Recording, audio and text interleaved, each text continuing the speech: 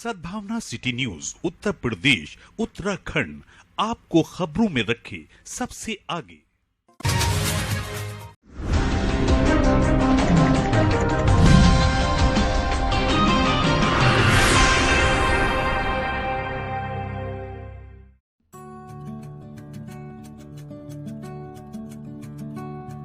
Ansar inter college में handicraft development society के तत्वावधान में आजादी के अमृत महोत्सव के अंतर्गत मेरी माटी मेरा देश कार्यक्रम आयोजित हुआ। कार्यक्रम का आगाज देशभक्ति गीतों और चहार बैत के साथ हुआ। कार्यक्रम में बोलते हुए वक्ताओं ने कहा कि देश को आजाद करवाने के लिए सभी धर्मों के लोगों ने एक साथ मिलकर देश के लिए अपनी जान माल की कुर्बानी की है। देश के सम्मान और रक्षा के लिए सिर्फ ये याद रखना चाहिए कि सब हिंदुस्तानी हैं और सब एक है, चाहे अपनी धार्मिक आस्था कुछ भी हो। हमें अपनी एकता की मिसाल कायम करनी है। कार्यक्रम में मुख्य रूप से सांसद डॉक्टर एस.टी. हसन, शहर इमाम हकीम सैयद मासूम अली आजाद, नायब शहर इमाम मुफ्ती सैयद फहद अली, मौलाना मुफ्ती मुत्तजाब करीरी, आचार्य धीरशान दास अर्धमौली समेत बड़ी संख्या में गणमान्य लोग मौजूद रहे।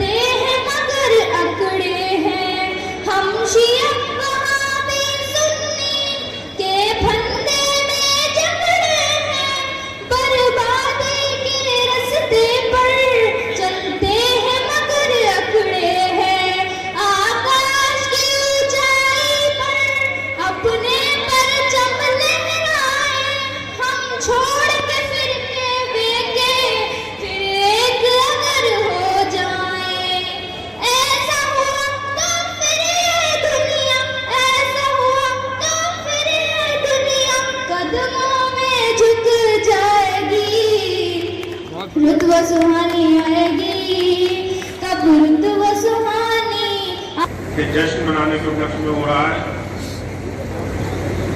हमारे कौम की क्या क्या कुर्बानियां हैं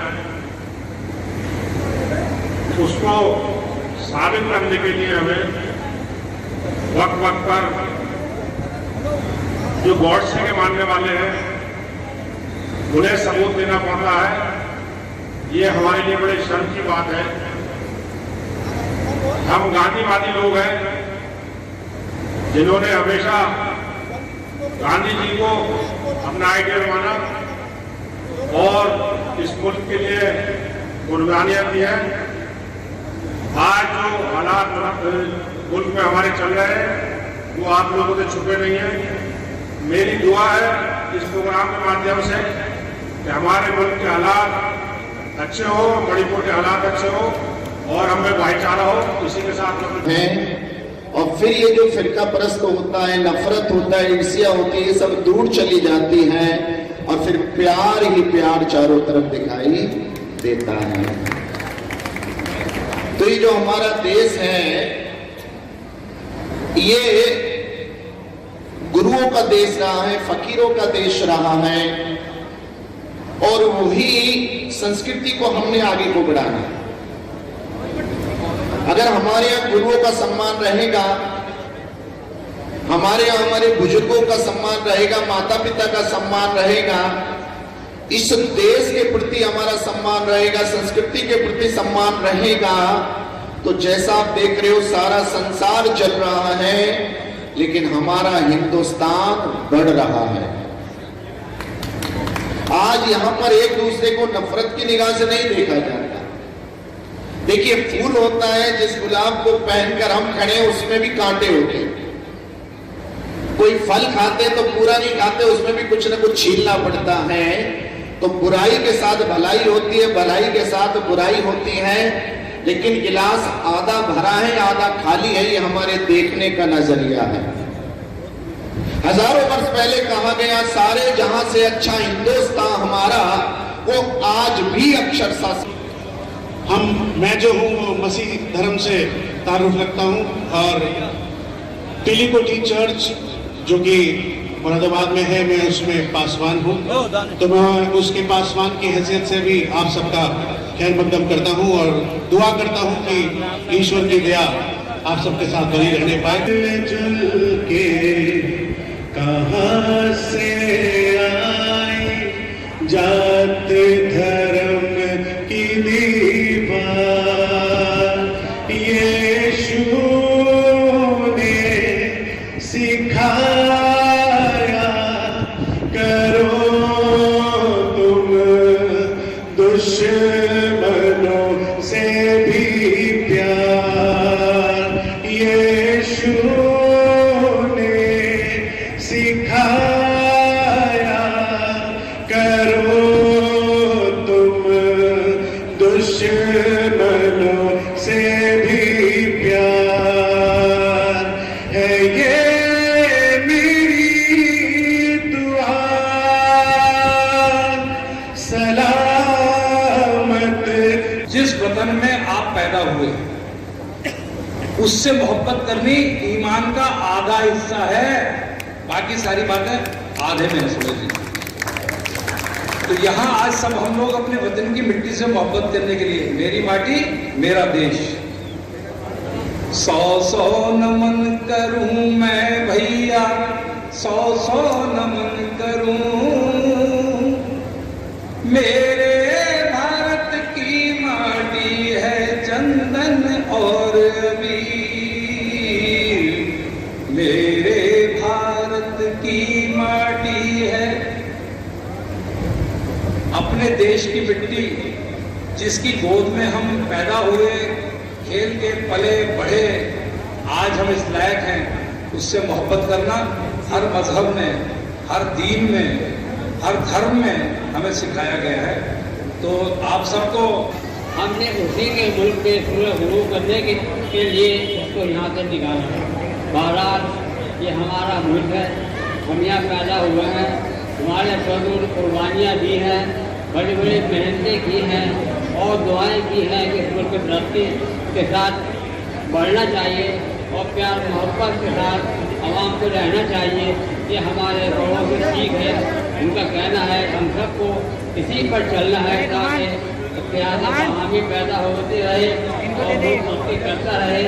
हमारा हद से ज़्यादा इंसान का फर्ज यही है, मुसलमान का फर्ज यही है और हर इंसान का फर्ज है कि आपस में प्यार मोहब्बत पैदा रखे ताकि हम सब एक हैं, हिंदुस्तानी हैं।